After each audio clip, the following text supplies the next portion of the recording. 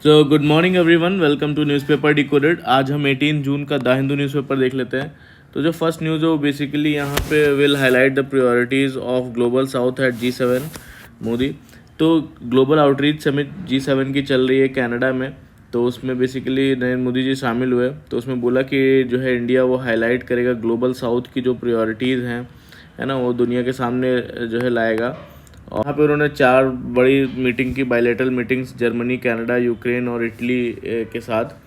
और फिर उसके बाद पहले वो सिप्रस में थे। बेसिकली सिप्रस में उन्होंने बोला था कि जो इज़राइल ईरान का जो कॉन्फ्लिक्ट है और जो रशिया यूक्रेन कॉन्फ्लिक्ट है उसमें नेगोशिएटेड सॉल्यूशन ज़रूरी है। और यहाँ पे ट्रंप का सरप्राइज़ एग्जिट बताते हैं कि यूके के प्रेसिडेंट डोनाल्ड ट्रंप जो है ने समिट छोड़ा पहले ही, और कहा जो है रशिया को G7 में से निकालना एक बिग मिस्टेक था। और उनका सजेशन है कि G7 को G9 बनाना चाहिए, जिसमें कि शामिल करना चाहिए रशिया और चाइना को, है ना।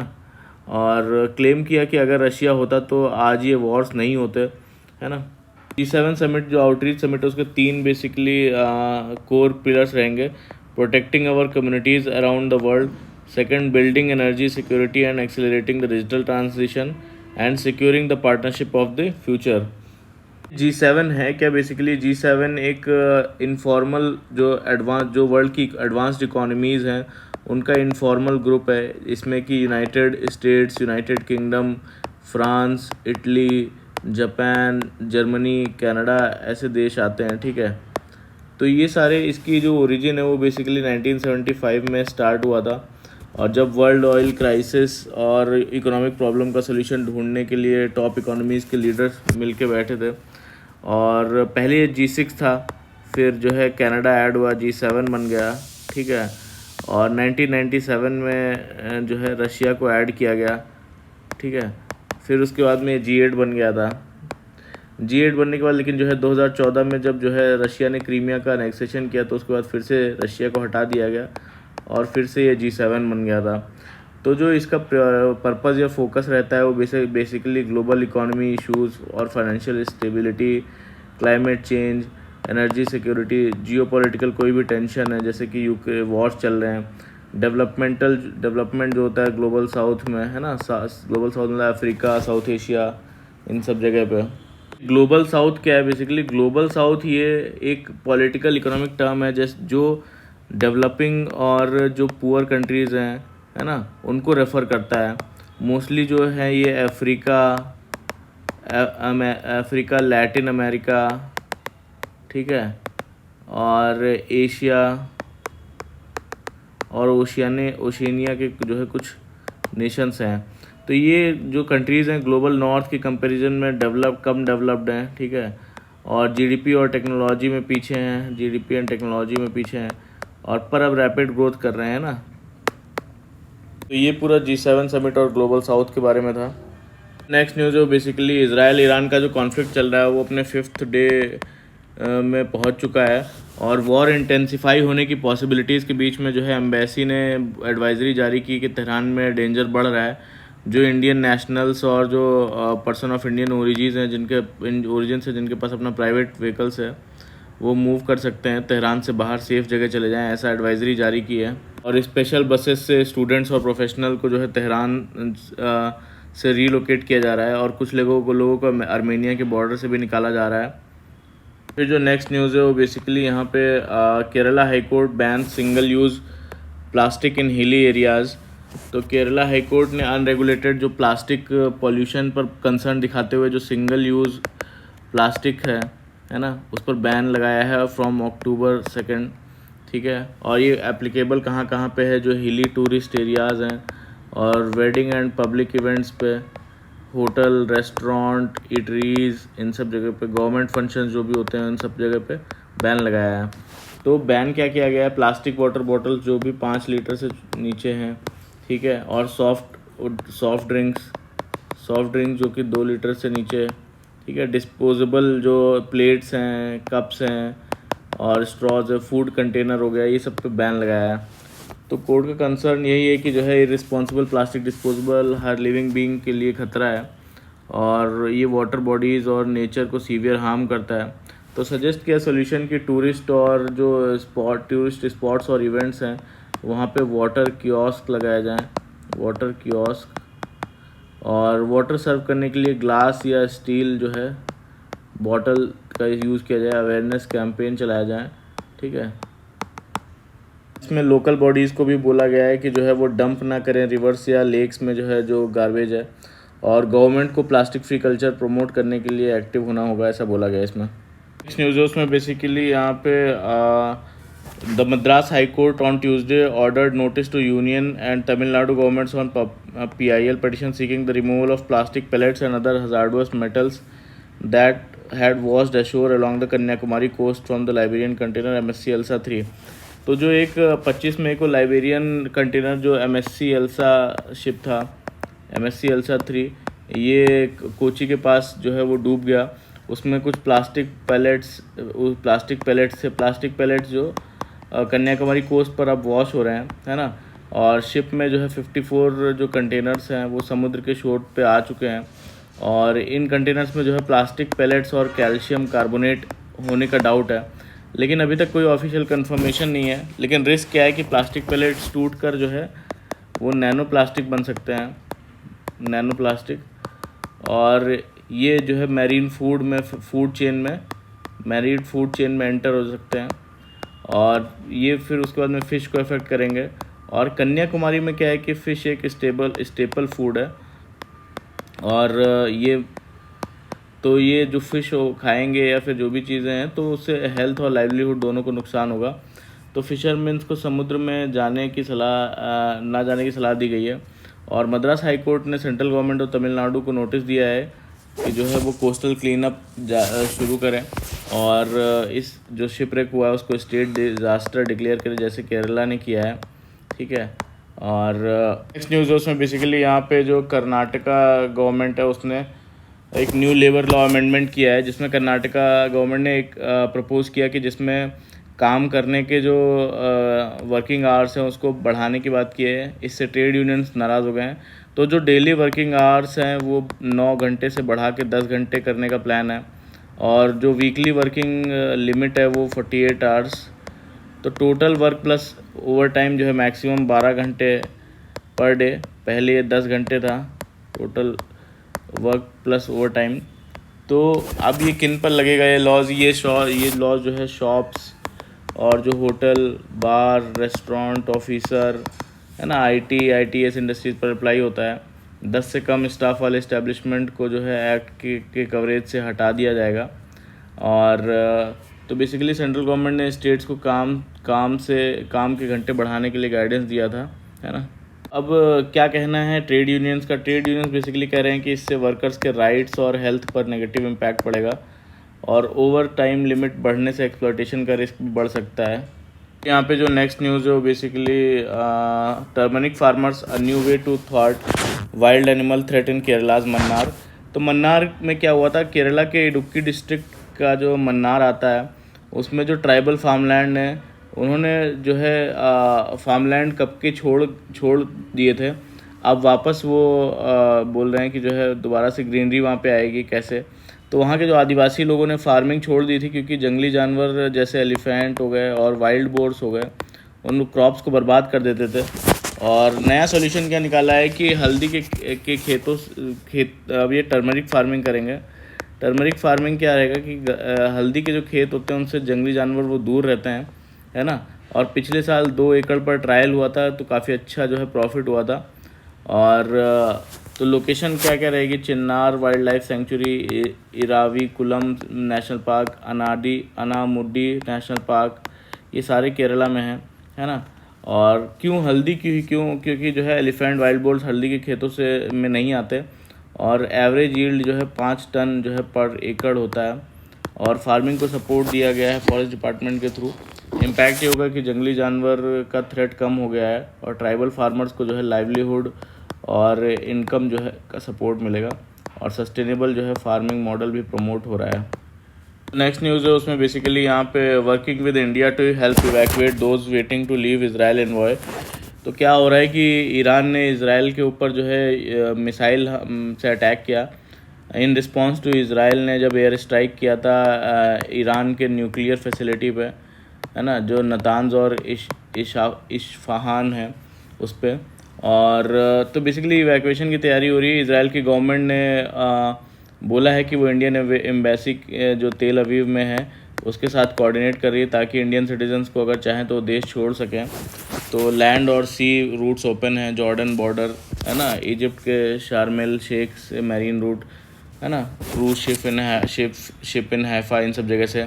तो इंडिया का रिएक्शन क्या है? पीएम नरेंद्र मोदी जी ने जो है नेतन्याहू से फ़ोन पे बात की और बोला कि जो है शांति और स्थिरता बहुत ज़रूरी है और रीजन में इंस्टेबिलिटी जो है इंडिया के नेशनल इंटरेस्ट के ख़िलाफ़ है। और जो basically international atomic energy agency का क्या रिएक्शन है कि उनके चीफ ने बोला कि जो है न्यूक्लियर फैसिलिटीज़ पर जो अटैक है ये वो कभी भी एक्सेप्टेबल नहीं है, इससे ग्लोबल सिक्योरिटी जो है वो ख़तरे में पड़ सकती है। और तो अब ये जो है इज़राइल के गाज़ा एंड ईरान अटैक पर जो है अपोजिशन ने भी क्रिटिसाइज़ किया, है ना। तो और जो इंडियन गवर्नमेंट है उसने संघाई कोऑपरेशन ऑर्गेनाइजेशन के दूसरे मेंबर से थोड़ा अलग स्टैंड लिया है, इज़राइल के ख़िलाफ़ स्टेटमेंट को साइन नहीं किया और इज़राइल ने इस पर इंडिया का अप्रिसिएशन दिखाया, बोलना है इसमें। और इज़राइल का जो स्टेटमेंट है कि अटैक जो था वो न्यूक्लियर अटैक वो प्रीएम्प्टिव था to stop the Iran's nuclear weapon plans. और इन्होंने बोला कि हमें अटैक करना ज़रूरी था पर कैजुअलिटीज़ मिनिमाइज़ करने की कोशिश भी की जा रही है, ऐसा बोलना है। न्यूज़ है उसमें बेसिकली यहाँ पे adopt Telangana model of caste enumeration Congress tell centre. तो बेसिकली यूनियन होम मिनिस्ट्री ने अनाउंस किया कि जो नेक्स्ट सेंसस है वो 1 मार्च 2027 से होगा, जिसमें कि कास्ट डेटा भी इंक्लूड होगा, है ना, कास्ट डेटा भी इंक्लूड होगा। तो अब बेसिकली ये इनका बोलना है ऑपोजिशन का कि जो है मोदी गवर्नमेंट से अपील की कि तेलंगाना जो मॉडल है वो फॉलो करे जहां कास्ट बेस्ड सर्वे इफेक्टिवली किया गया है और कास्ट डेटा के बिना टारगेटेड वेलफेयर पॉलिसी बनाना मुश्किल है, ऐसा बोलना है। नेक्स्ट न्यूज़ में बेसिकली यहाँ पे national education policy a game changer, states that have not implemented it should reconsider, Jagdeep Dhankhar ji. तो इन्होंने पौंडीचेरी यूनिवर्सिटी में स्पीच दी जहां इन्होंने बोला कि जो है नेशनल एजुकेशन पॉलिसी एक गेम चेंजर है जो इंडिया को डेवलप्ड नेशन बनाने के डायरेक्शन में है। जो स्टेट्स नेशनल एजुकेशन पॉलिसी को इम्प्लीमेंट नहीं कर रहे हैं उन्हें रिकन्सिडर करना चाहिए। और कुछ ख़ास बातें बताते हैं नेशनल एजुकेशन पॉलिसी की कि जो है वो मदर टंग पर सीखने में ज़ोर देती है नेशनल एजुकेशन पॉलिसी, ठीक है, और मल्टी डिसिप्लिनरी है, क्रिटिकल थिंकिंग को प्रमोट करती है, स्किल डेवलपमेंट प्रमोट करती है और इनोवेशन को प्रमोट करती है। स्टूडेंट्स को अपना पूरा जो है पोटेंशियल वो अनलॉक करने का जो है वो चांस मिलना चाहिए और 2047 तक जो है विकसित भारत बनाने के विज़न में नेशनल एजुकेशन पॉलिसी जो है एक इम्पॉर्टेंट रोल जो है वो प्ले करेगा। कॉरपोरेट सेक्टर से अपील करी कि जो है वो इंडिया को बेसिकली एजुकेशन सेक्टर में इन्वेस्ट करें, है ना, और एजुकेशन को कॉमोडिटी ना बना के बेसिकली एक सर्विस की तरह देखें जो कि भारत की पुरानी परंपरा है। और इंडिया का जो है ग्लोरियस एजुकेशनल पास्ट रहा है और जैसे कि नालंदा हो गया, नालंदा यूनिवर्सिटी, तक्षशिला हो गई, है ना, तक्षशिला और विश्वविद्यालय, ये सब चीज़ें हो गई। तो अब उन्होंने बोला कि इंडिया की लिंग्विस्टिक डाइवर्सिटी भी जो है वो अनमैच्ड है, लिंग्विस्टिक डाइवर्सिटी, और पार्लियामेंट में 22 लैंग्वेजेस अलाउड हैं, तो ये एक इंक्लूसिविटी का प्रमाण है, उन्होंने बोला, है ना। नेक्स्ट न्यूज़ है वो बेसिकली यहाँ पे archaeologist associated with Khiladi excavation in Tamil Nadu shifted again. तो ये किलाड़ी एक्सकेवेशन क्या है? बेसिकली किलाड़ी एक्सकेवेशन तमिलनाडु का जो शिवा गंगा डिस्ट्रिक्ट है वहाँ पे जो है एक आर्कियोलॉजिस्ट ने अर्बन जो सिविलाइजेशन है के सबूत मिले वहाँ पे, वो ढूंढा है संगम एरा के टाइम के। तो फाइंडिंग्स में दिखाया गया कि Dravidian culture Indus valley civilization के contemporary, Dravidian culture Indus valley civilization के कंटेम्प्रेरी है क्या या उसके तुरंत बाद का है ना, ये दिखाया। तो अब जो इस आर्कियोलॉजिस्ट जो इसको लीड कर रहे थे जिनका नाम है अमरनाथ रामकृष्ण, और तो उनका ट्रांसफ़र ग्रेटर नोएडा में डायरेक्टर के रूप में कर दिया गया है। कंट्रोवर्सी इसलिए है कि 6 महीने के अंदर जो है उनका सेकंड ट्रांसफ़र हुआ और किलाड़ी फाइंडिंग्स को रिवाइज़ करने का प्रेशर यूनियन गवर्नमेंट ने दिया, ऐसा बोला। और लेकिन रामकृष्ण ने इनकार कर दिया कि कहकर कि उनके पास साइंटिफिक एविडेंस है।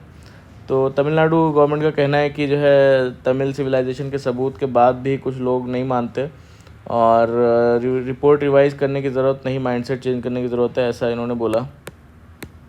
फिर जो नेक्स्ट न्यूज़ है उसमें बेसिकली यहाँ पे India increase its nuclear war heads count to 180 in 2024। SIPRI report basically क्या है, Stockholm International Peace Research Institute global think tank है, ठीक है। 2025 की इसकी न्यूक्लियर रिपोर्ट आई है जिसमें कि इन्होंने बोला है 9 न्यूक्लियर नेशंस हैं, ठीक है, जैसे इंडिया हो गया, पाकिस्तान हो गया, यूएस, चाइना एट्सेट्रा, ये कंटिन्यू कर रहे हैं अपना अपग्रेडेशन और एक्सपैंड कर रहे हैं आर्सेनल्स, ठीक है, न्यूक्लियर आर्सेनल्स। तो आर्म कंट्रोल एग्रीमेंट्स जो हैं वो वीक हो रहे हैं, एग्रीमेंट्स जो है वीक हो रहे हैं और न्यूक्लियर रिस्क वो बढ़ता जा रहा है।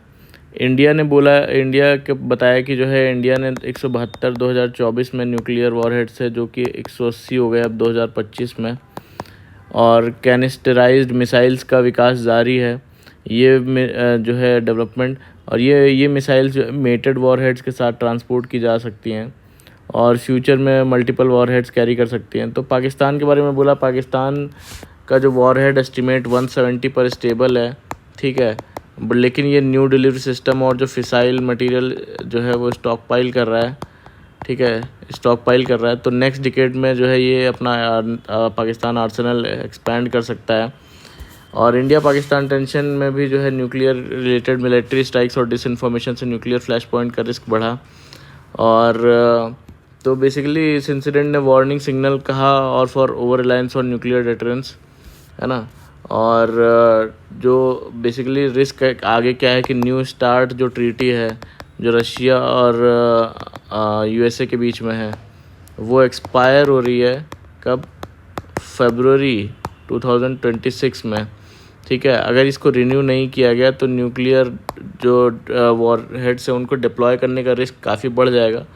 और सिप्री की वार्निंग है कि न्यूक्लियर आर्म रेस जो है वो अंडरवे है और जिसके साथ जो फ्यूअर रूल्स है और हायर रिस्क के साथ।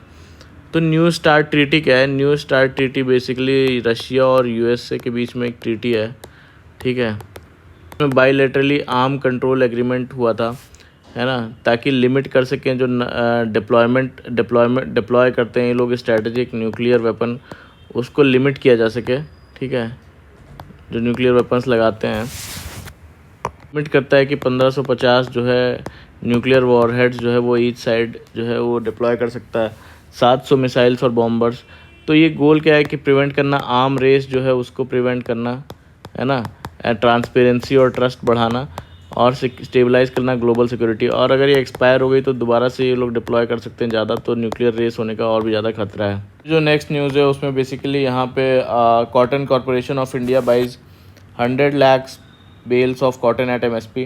तो कॉटन कॉरपोरेशन ऑफ इंडिया ने बेसिकली एमएसपी पर ख़रीदा कॉटन बेल्स, है ना, और 35 लाख बेल मार्केट में बेची गई।